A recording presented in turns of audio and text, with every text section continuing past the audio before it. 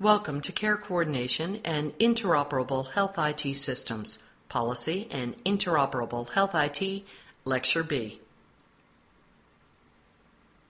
This unit will cover the following learning objectives.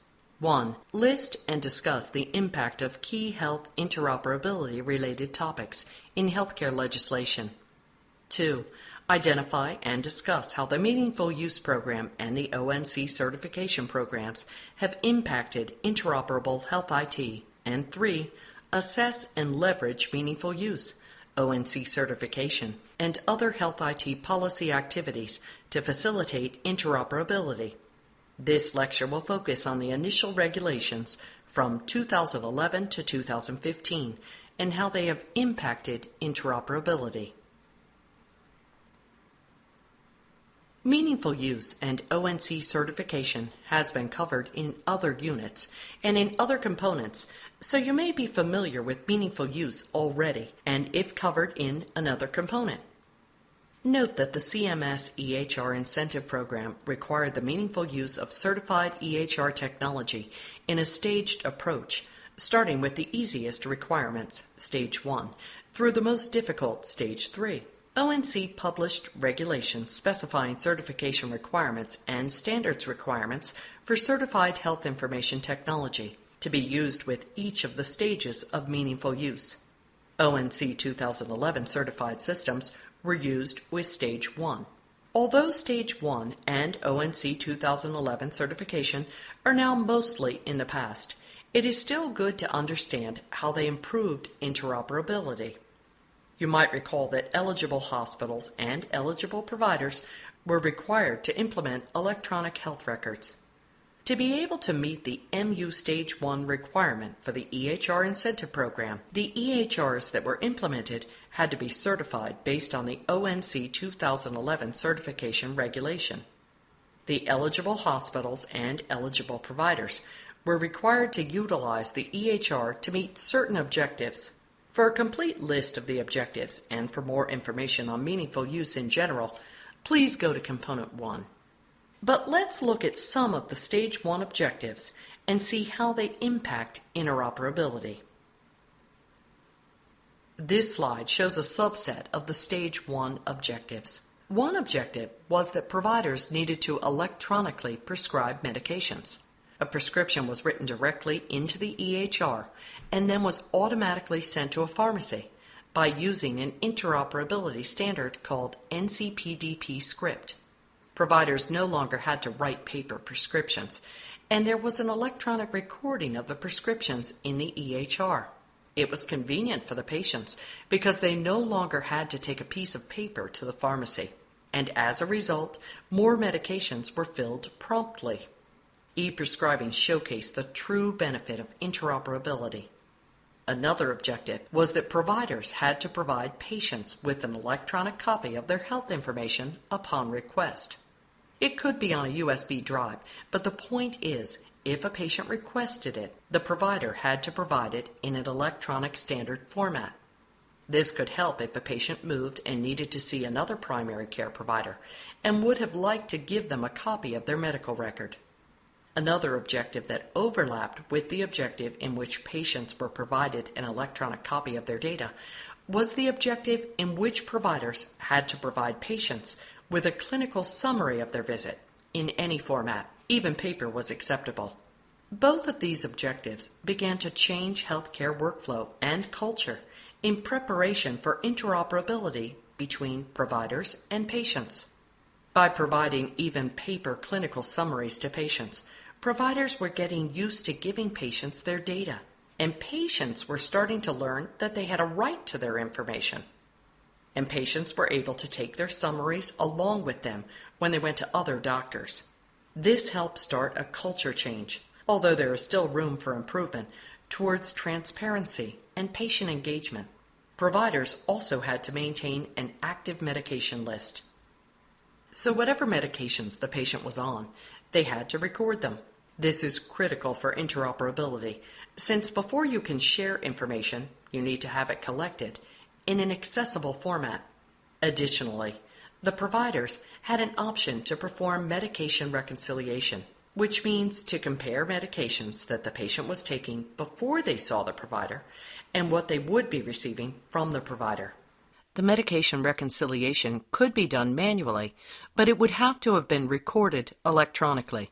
Medication reconciliation helped prepare for an interoperable health IT because it got providers used to using the EHR as a care coordination tool, comparing information received externally from information that the provider authored.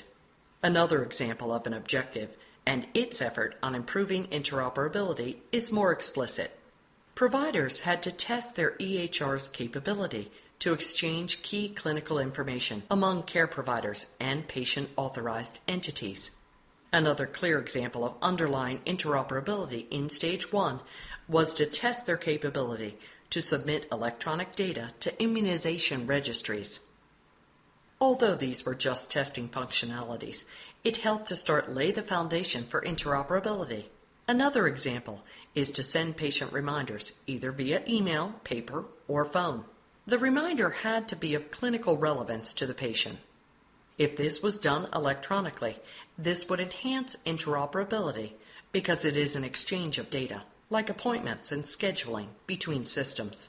This was a simple yet effective example of the importance of workflows and that they were starting to come into place. Finally, the EHR had to collect information that could be used for quality measures. This was an improvement because beforehand, this was normally done manually via chart abstractions. There are many Stage 1 meaningful use objectives, but here we have highlighted several that had interoperability implications. With certification of EHRs, there were standards that were included in the ONC 2011 regulation. Here we just list the standards, but if you would like more information on standards, see Unit 5 and Component 9. There were standards for terminology, privacy, and security, and data exchange. On this slide, we list the regulation standards for terminology and privacy security. On this slide, we list the ONC 2011 regulation standards for data exchange. By requiring that EHRs use standards, data began to be structured and standardized so that sharing would be easier. With meaningful use Stage 1 and the requirements for ONC 2011 certified EHRs, providers and hospitals began to adopt standards for interoperability. The objectives we discussed may have seemed simple on the surface, but they laid the foundation and exhibited the importance of interoperability. Where providers and hospitals did not have EHRs before, they now could have implemented certified EHR systems. Interoperability requires data to be regularly collected and structured, and EHRs provided the means. As the result of sharing data, some public health interfaces were built. Importantly, patients were provided a way to electronically access their data, and there was some widespread adoption of some standards useful for interoperability, most notably NCPDP script for e-prescribing. Now let's move on to Stage 2 and its impact on interoperability with patients. The ONC regulation that supported the Certified Health IT for Stage 2 was referred to as ONC 2014 Certified Technology. Eligible hospitals and eligible providers now had to implement ONC 2014 Certified Technology and attest to a more advanced set of objectives. Let's look at the ones related to patient-centered care. First of all, many of the Stage 1 menu objectives that related to patient engagement now became required, such as giving patients education materials and sending patients reminders. Stage 2 also added several other related objectives. First was the ability to view, download, and transmit data to a third party.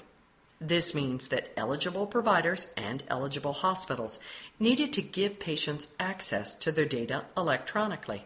The data would go to a patient portal. The patient had to be able to access it and be able to view, download, and/or transmit the data to a third party, if they wanted to do so.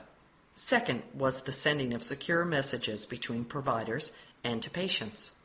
This objective only applied to the ambulatory care setting.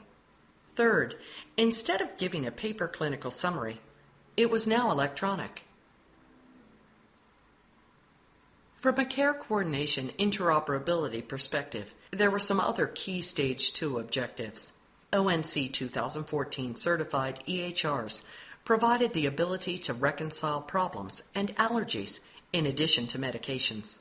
Eligible hospitals and eligible providers were required to do medication reconciliation. Note that this was only a menu option in Stage 1.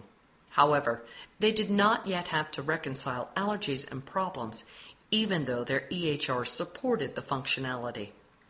We discussed clinical summaries and how they are important for transitions of care.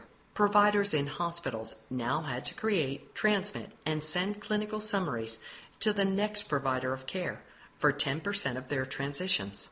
Although that does not sound like a lot, it was for those who were not doing that before, and for EHR vendors who had to support the ability to receive and display care summaries for a care transition and referral. Another objective was to transmit electronic lab results from a hospital lab to an ambulatory provider. Therefore, lab results were getting structured and electronic.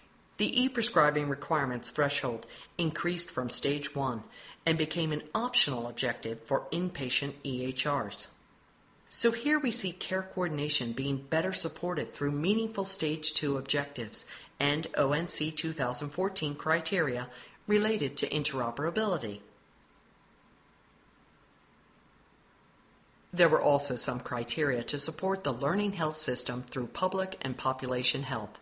This required public health authorities to support interoperability, as well as eligible providers and eligible hospitals to enter into active engagement with their public health authorities, working at building the required interoperability functionality. Thanks to meaningful use, information that is useful to public and population health was now being shared with public health authorities and with registries. To learn more about public health interoperability standards, please see Component 13. Stage 1 had begun the work of capturing quality information electronically and producing electronic quality measures and beginning to report these electronically in some cases. Stage 2 built on the progress of Stage 1, now supporting more clinical quality measures and a richer, higher, encoded, structured standard format to electronically produce and potentially e-submit the measurement data to the government on both the summary and patient level. Additionally, clinical decision support informed by knowledge sources was included, where if a provider wanted to know more about a patient's diagnosis, problem, and best practices, they could click an info button. The info button would display the results of a query of a knowledge resource and return information for the provider, as well as for patient education. For example, a query based on a patient's diagnosis could be made to the National Library of Medicine's knowledge source called Medline Plus that would return information about the diagnosis, what symptoms to expect, what good self-care would entail, and what treatments were common. Now moving on to standards. The ONC 2014 required health IT standards, which is key for scaling interoperability because information should be exchanged in a structured standard format. Because of the requirement from ONC 2014 criteria, standards were being adopted in a more widespread way. Let's talk about some of the standards required, and some of them are here on the slide as examples, most of which are terminology standards. Most of these ONC 2014 standards are new for vendors and providers because they were not required in Stage 1. For more information on standards for healthcare interoperability, please see Unit 5. Stage 2 interoperability was hard because of the implementation work. On this slide is a list of challenges and efforts for providers and hospitals. These include mapping to standards, conducting numerous implementation tests, identifying partners, encouraging patients and providers, and multitasking during a short timeline with multiple stakeholders in different stages. There were many challenges. one of which was that many vendors were not able to certify for Stage 2, and so providers could not use them. So implementing certified technology for Stage 2 was difficult to achieve in the time frame proposed. Therefore, there were flexibility options in 2014 that allowed some providers to meet meaningful use with Stage 1 objectives and ONC 2011 certified technology. In 2015, vendors and providers continued to struggle, especially since the measurements were now going to be done on a year's worth of data, which proved harder to achieve. Providers especially struggled with the interoperability-related objectives. Then in October 2015, CMS published a regulation that both defined Stage 3 but also defined a modified version of Stage 2 that took some immediate pressure off the hospitals and doctors by reducing and focusing objective requirements for the immediate time frame and then signaling threshold increases over time. However, despite the challenges, there were some accomplishments for interoperability. Vendors were being tested and certified to have interoperability functionality based on standards. ONC 2014 certification requirements made vendors adopt many more health IT standards that were also more robust than what was available in the past. Even functions that were not directly related to data exchange proved to be foundational. For example, ensuring that important data types were collected and stored on the EHR in a structured format. This was a key prerequisite for data exchange. Workflow and culture began to change to support care coordination and patient-centered care and population health. To prepare for the future, ONC criteria regulations included additional interoperability functionalities that were not yet required by meaningful use to help phase the advancements towards interoperability. This concludes Lecture B of Policy and Interoperable Health IT. In this lecture, we focused on the original policies from 2011 to 2015 that are related to interoperability. To summarize, Stage 1 of meaningful use helped lay the foundation by encouraging the implementation of EHRs, which could regularly collect structured data for exchange. Stage 1 encouraged the adoption of standards, which is key to scale interoperability and ultimately for supporting patient-centered care, public and population health, care coordination, and the ONC vision for a learning health system. Stage 2 built on this foundation, adding many new standards requirements and key objectives to support interoperability with patients and to support care coordination, and to lay a foundation of interoperability to support a learning health system. Although there were challenges with Stage 2, it played a key role in improving healthcare interoperability in the United States.